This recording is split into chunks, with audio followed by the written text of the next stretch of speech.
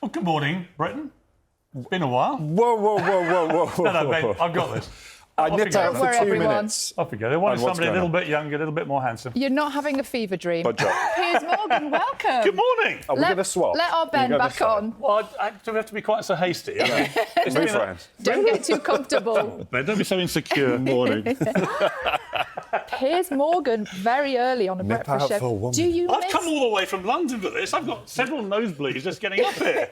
Do you miss the early starts? Do you know, it was funny. I thought this morning, wow, breakfast TV again, because I did it for 5 years. Spent 5 years, I have to be honest, trying to destroy you two and your colleagues. Thank you. Finally beat you in the ratings, but only because I left. How many left. times did you beat us? I think it was the last day. Once. When I walked off into the sunset. But as I explained to your editor earlier, I planted my flag of success and just walked off, and that was it. So actually, you've never beaten me again. Because I wasn't there. I just wonder how you ever managed with, like, the 3:30 alarm call. I hated it, is the honest truth. It's like having permanent jet lag, isn't it? And actually, it was a wonderful moment earlier where one of your terrific team was bringing you in particular, your breakfast, and had a message. The presenter is hungry and would like her omelette. Yeah. And I said, well, this takes me back. And he said, we have been told that actually we should always put the guests first in this situation. I said, let me let you into a secret. If the presenter's hungry, it's like Hannibal Lecter. You've got to give Hannibal a meal, otherwise something terrible is going to happen. Yeah, exactly. It's purely a needs must to function at this time. No, but it's interesting. I mean, I did it for 5 years, getting up. I mean, I've managed to negotiate my way to a 4:30, 5 o'clock start by the end of waking up. But it is brutal. I mean, hats off to you guys, because it is a brutal thing to do morning telly. People don't realise how. And then you do like 2.5, 3 hours of live television. That sort of takes all the adrenaline out. It's very hard on the body, and you get to midday, you're absolutely exhausted. Did it drive you mad in the end? Yes, I think we all go mad in the end. Yeah. I think I did go slightly mad, yeah. But I've always had a slight mad streak, so it just manifested itself through morning television. I think Susanna Reid, who was obviously used to be here, but we had a wonderful relationship, and I think I missed that. I missed the team, actually. I had a great time with Susanna and Charlotte Hawkins and all the team, and you know what it's like. It's like having a family, isn't it? So that I missed, but the alarm calls, absolutely not. You found the early mornings tough. Did you also find sort of the confines of television? Yes. Or traditional linear television. There are certain rules around how you make shows like this. Not in so much as what you can say, but how you make them. Was that difficult for you? Well, we're going to find out in the next few minutes, aren't we? To a point. I mean, I always made the point. I was a former newspaper editor, so I kind of knew where the line was. I like to be very outspoken and express my opinions very firmly, but I never felt I really crossed the line. And in fact, the whole 5 years I did Good Morning Britain, we never had an Ofcom ruling against us, the TV regulator. There were 57,000 complaints about me disbelieving Meghan Markle.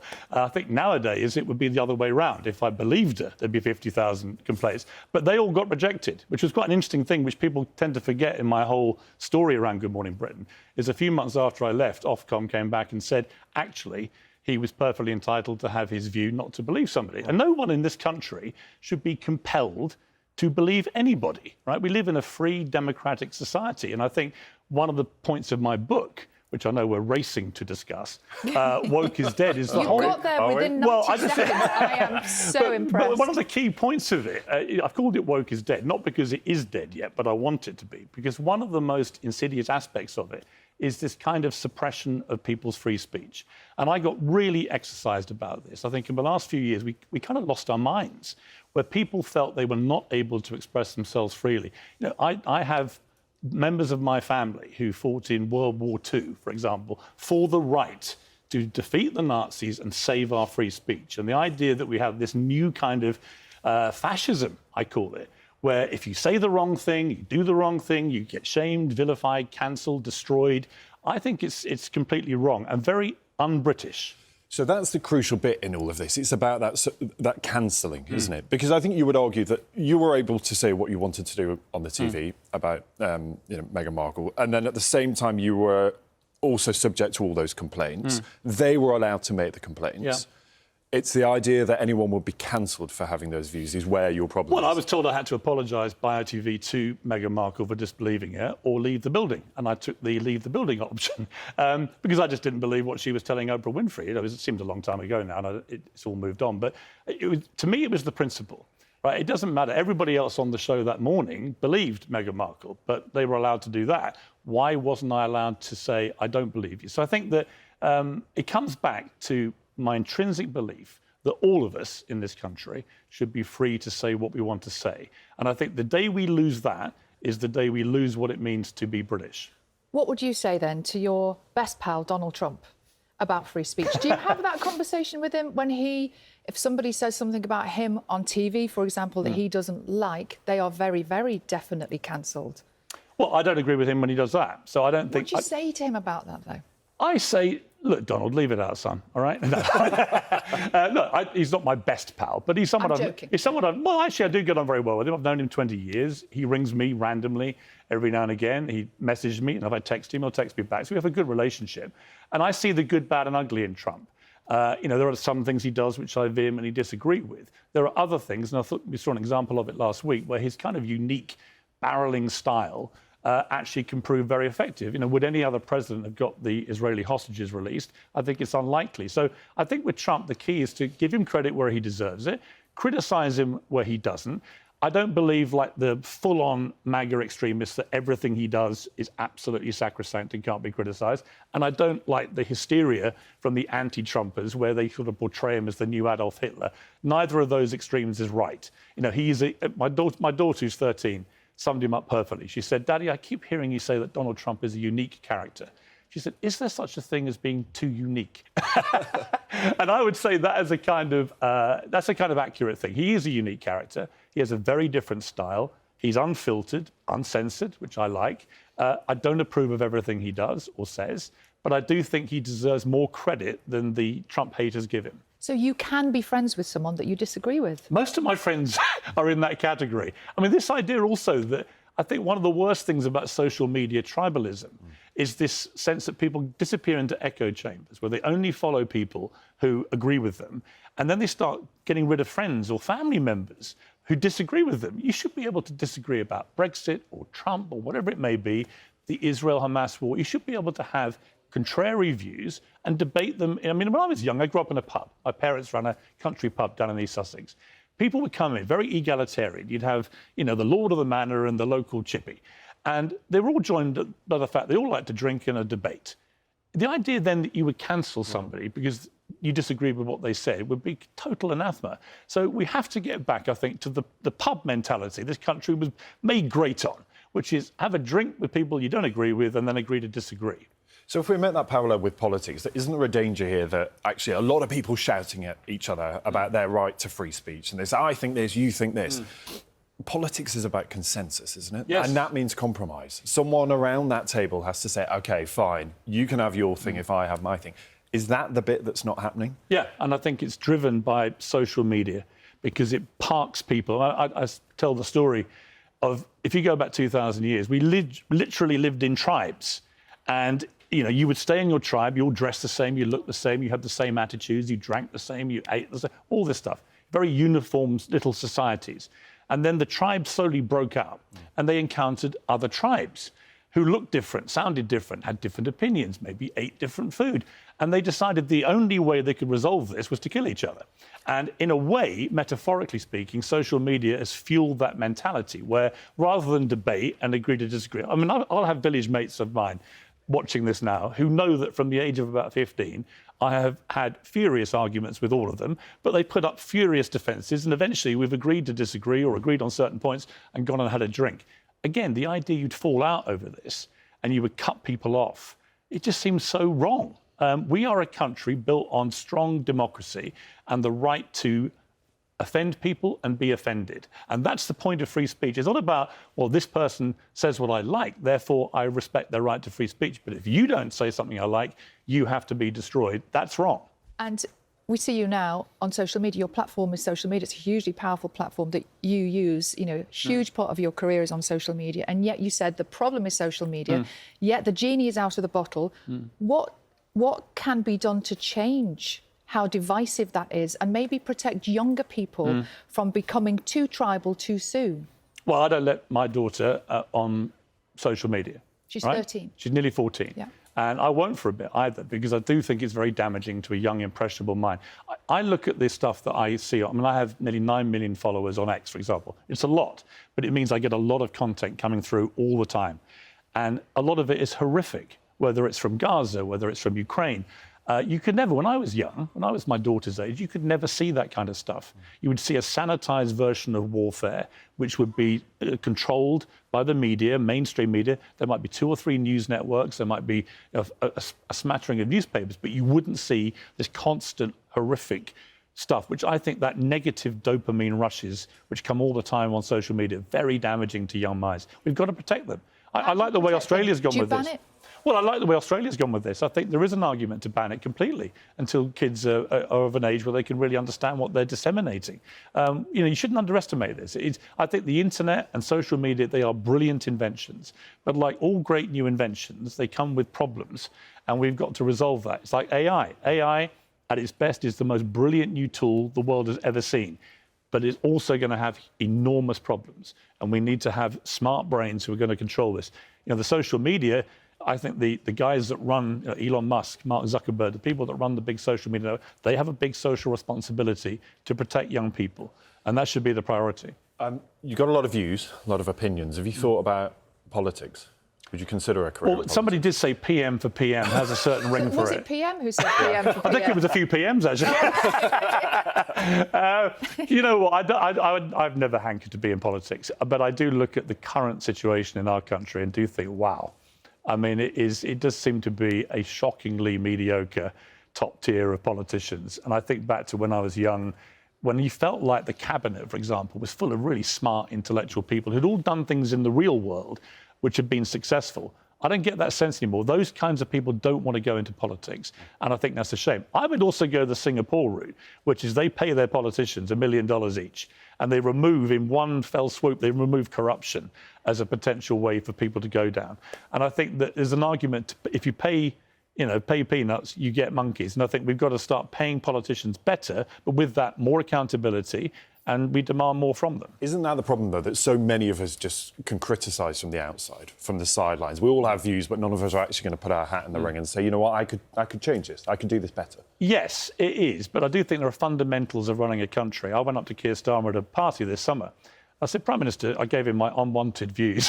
But I've known him a long time. We're fellow Arsenal fans. We're top of the league. I know I'm in Manchester, but we are top of the league, and we're going to stay there.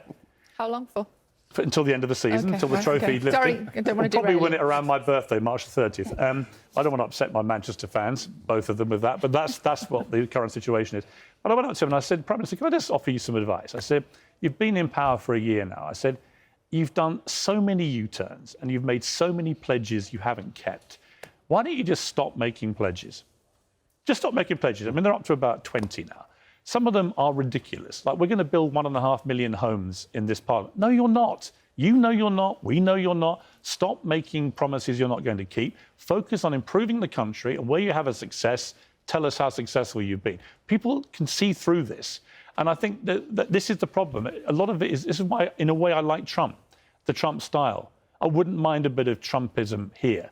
Not necessarily everything that comes out of his mouth, but he gets through the normal nonsense of political speak. At least with Trump, you know where you stand. He gets on that plane, Air Force One. I know journalists who fly with him. You can never sleep, because at any moment he pokes his head round and he'll do an hour-long impromptu chat with the media about anything. But at least you get the unfiltered opinion of the President of the United States, the most powerful man in the world. I like that. And I like the fact that Trump just does stuff, and it's not all going to work, and he sometimes throws stuff against a wall. But there's something empowering about a leader who will take decisions and will, as we saw last week, occasionally have massive success doing that. And when he does, we should encourage him to do more of it, because ultimately, Trump prefers peace to war. How many Republican presidents can we say that about? We can't let you go without talking about our lead story this morning. I thought you were going to say you couldn't let me go, because I'm prepared to stay as long as you want. I mean, it feels very comfortable. We're all blending in very well, I think. Piers Morgan prepared to stay on the red sofa. But our lead story this morning is Prince Andrew and him having his Duke of York title removed. when you look at the situation with Prince Andrew and the Epstein scandal from all those years ago now, which I know you have reported on and covered for many years, what happens next? The problem is it's now death by 1,000 leaked emails. And this is the problem with this story. Clearly, Andrew was dishonest in the answers he gave to Emily Maitlis, your former colleague, when that infamous Newsnight interview now aired. We now know some of the statements he made, I didn't have any contact with Epstein after this date, were lies. And we've been warned through other leaks that there is more to come. And the question is, how much more? And how much more damaging is it? In terms of what more punishment can be done to Andrew, I don't think there's much more that he could suffer in terms of humiliation. But it is a perverse thing about this story that no man has been made accountable for this scandal. Up to 2,000 young women were reportedly abused. The main abuser, Epstein, took his life before he could be made accountable. And no other man, and he had a lot of his cronies who were involved in this, has ever been held accountable. The only person who's been held accountable is a woman, Ghislaine Maxwell, rightly. But where are the men who were up to this with Epstein? I don't know what Andrew did or didn't do. I do know, if you remember, he said, I'm going to go to court against Virginia Giuffre. I will clear my name. I'm looking forward to it. And at the last minute, he caved and paid millions of dollars to somebody he says he never met. That doesn't pass my journalistic smell test. And when you now know from these emails that he's been lying about the period that he knew Epstein, you do begin to ask, as Emily said on Laura Kuenssberg yesterday, well, if he's lied about that, how many other lies did he tell? If I was Andrew, you know what? If you're watching this, come on, do a big interview with me, and let's go through everything. Yeah. Probably me, if you don't mind. But actually go through everything now and just be honest. There's a power from genuinely being honest. And I think at the moment, he hasn't been fully honest about this. So we'll see. And talking of honesty, if I may, I've got 2 live shows this week. Oh, here we go. It would be remiss of me not to plug them. Yeah. I'm in Glasgow tonight, and I'll be in London on Thursday. All the details in the links in my social media bios. The social media, I just warned you, was very dangerous, but not if you're buying tickets to my shows. The new book is called Woke is Dead. It's not quite dead yet, but between us, people, we can kill it off, because wokeism is one of the most awful things to ever strike this country in the last 100 years. How common sense triumphs in an age of total madness. Can I keep going with this plug? I think you've had your moment. I think you've clearly had your moment. What were we saying about PM for PM? Yeah. You can feel them cheering from the rooftops. Do you want to do the next bit? Yes. Yeah. OK. It's on autocue. I know you don't love autocue, you just want to do it, but here we go. I never really did autocue in Good Morning Britain. Here's the ultimate test. Morning Live follows breakfast on BBC One this morning. Let's find out what they have in store with Gethin and Louise. Oh, I remember those days when I used to present on the other side with him on the other side. It's just extraordinary. He's there on the red sofa. Good morning, everybody. Coming up, our exclusive investigation into how criminals are registering cars in innocent people's names, racking up fines, all with no ID checks. One Morning Live viewer had 9 fraudulent vehicles registered to his name, and you could be targeted even if you don't drive. Find out how to set up alerts if a car is put in your name. Also today, new figures show more people are churning to payday loans to afford meals. Finance expert Laura Pomfret is helping you tackle any arrears. Yes, a debt consolidation plan allows someone to combine all the money that they owe. I'll share if this is the best method to get on top of payments. And headlines suggest that an ingredient found in most kitchens could be the miracle cure for hair loss, as Dr. Zand explains. So a sweetener that you find in ice cream and fizzy drinks could apparently help kickstart hair growth. I'll be talking about if there's any truth to that story at all, and the genuine treatments that could really work for you. Plus, if you want to get an offer on your house by Christmas, research claims it needs to be on the market by this Thursday. Homes Under the Hammer presenter Martin Roberts shares how removing family pictures and regrouting bathroom tiles could help seal the deal. And we'll be meeting the new presenter of BBC Children Needs Big Night of TV. It's a bit of a secret at the moment. Got a couple of clues here for you. A few words that you might associate with this person. Lion, ostrich, aardvark and snake. Find out more at 9:30 this morning on Morning Live. See you soon. Completely confused by all of that. I'm confused because I'm still here. It's definitely not Piers, I'm sure of that. We'll see you later, guys. See you soon. We're finally going to let Piers Morgan go during the news, the travel and the Happy weather to stay. where you are. Go. Are we happy to have you, though?